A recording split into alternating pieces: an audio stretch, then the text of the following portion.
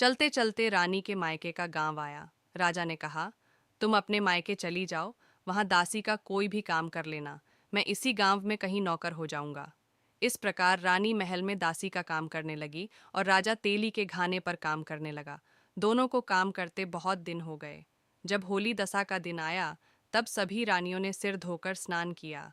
दासी ने भी स्नान किया। दासी ने रानियों का सिर गूंथा तो राजमाता ने कहा, मैं भी तेरा सिर गूंथ दूं। ऐसा कहकर राजमाता जब दासी का सिर गूंथ ही रही थी, तब उन्होंने दासी के सिर में पद्म देखा। यह देखकर राजमाता की आंखें भर आईं और उनकी आंखों से आंसू की बूंदें गिरीं। आंसू जब दासी की पीठ पर गिरे तो दासी ने पूछा, आप क्यों रो रही हैं? राजमाता ने कहा, तेरे जैसी मेरी भी बेटी है, जिसके सिर में भी पद्म था, तेरे सिर में भी पद्म है। यह देखकर मुझे उसकी याद आ गई। तब दासी ने कहा, मैं ही आपकी बेटी हूँ। दशा माता के कोप से मेरे बुरे दिन चल रहे हैं, इसलिए यहाँ चली आई। माता ने कहा, बेटी, तूने यह बात हमसे क्यों छिपाई? दासी ने कहा, माँ, मैं सब कुछ बता देती तो मेरे बुरे दिन नहीं कटते। आज मैं दशा माता का व्रत करूंगी तथा उनसे गलती की क्षमा करूंगी। अब तो राजमाता ने बेटी से पूछा, हमारे जमाई राजा कहाँ हैं? बेटी बोली, वे इसी गांव में किसी तेली के घर काम कर रहे हैं। अब गांव में उनकी खोज कराई गई और उन्हें महल में लेकर आए। जमाई राजा को स्नान कराया, नए वस्त्र पहनाए और पकवान बनवाकर उन्हें भोजन कराया गया। एक्स अब दशा माता के आशीर्वाद से राजा नल और दमयंती के अच्छे दिन लौट आए। कुछ दिन वहीं बिताने के बाद अपने राज्य जाने को कहा। दमयंती के पिता ने खूब सारा धन, लाव लश्कर, हाथी घोड़े आदि देकर बेटी जमाई को विदा किया।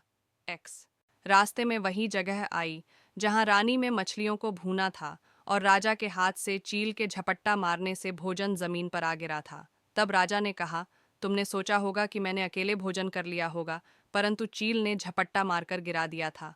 अब रानी ने कहा, आपने सोचा होगा कि मैंने मछलियां भूनकर अकेले खा ली होंगी, परंतु वे तो जीवित होकर नदी में चली गई थीं। चलते चलते अब राजा की बहन का गांव आया। राजा ने बहन के यहाँ खबर भेजी। खबर देने वाले से पूछा कि उनके हालचाल कैसे हैं। उसने बताया कि वे बहुत अच्छी दशा में हैं। उनके साथ हाथी घोड़े लाव लश्कर हैं। यह सुनकर राजा की बहन मोतियों की थाल सजाकर लाई। तभी दमयंती ने धरती माता से प्रार्थना की और कहा, माँ, आज मेरी अमानत मुझे वापस दे दो। यह कहकर उस जगह को खोदा जहाँ कांदा रोटी गाड़ दिया था। खोदने पर रोटी तो सोने की और कांदा चांदी का हो गया। ये दोनों चीजें बहन की थाली में डाल दी और आगे चलने की तैयारी करने लगे। वहां से चलकर राजा अपने मित्र के घर पहुंचे। मित्र ने उनका पहले के समान ही खूब आदर सत्कार और सम्मान किया। रात्रि विश्राम के लिए उन्हें उसी शयन कक्ष में सुलाया। मोरनी वाली खूंटी के हार निगल जाने वाली बात से नींद नहीं आई। आधी रात के समय वही मोरनी वाली खूंटी हार उगलने लगी तो राजा ने अपने मित्र को जगाया तथा रानी ने मित्र की पत्नी को जगाकर दिखाया। आपका हार तो इसने निगल लिया था। आपने सोचा होगा कि हार हमने चुराया है। दूसरे दिन प्रातःकाल नित्य कर्म से निपट कर वहां से वे चल दिए। वे भील राजा के यहाँ पहुंचे और अपने पुत्रों को मांगा तो भील राजा ने देने से मना कर दिया।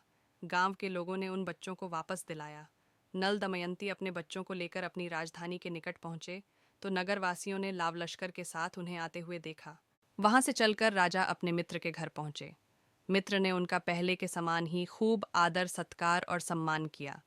रात्रि विश्राम के लिए उन्हें उसी शयन कक्ष में सुलाया। मोरनी वाली खूंटी के हार निगल जाने वाली बात से नींद नहीं आई। आधी रात के समय वही मोरनी वाली खूंटी हार उगलने लगी तो राजा ने अपने मित्र को जगाया तथा रानी ने मित्र की पत्नी को जगाकर दिखाया। आपका हार तो इसने निगल लिया था। आपने सोचा होगा कि हार हमने चुराया है। दूसरे दिन प्रातःकाल नित्य कर्म से निपट कर वहां से वे चल दिए। वे भील राजा के यहाँ पहुंचे और अपने पुत्रों को मांगा तो भील राजा ने देने से मना कर दिया। गांव के लोगों ने उन बच्चों को वापस दिलाया।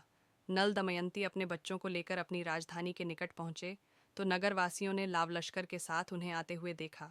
सभी ने बहुत प्रसन्न होकर उनका स्वागत किया तथा गाजे बाजे के साथ उन्हें महल पहुंचाया। राजा का पहले जैसा ठाठ बाट हो गया। राजा नल दमयंती पर दशा माता ने पहले कोप किया, ऐसी किसी पर मत करना, और बाद में जैसी कृपा करी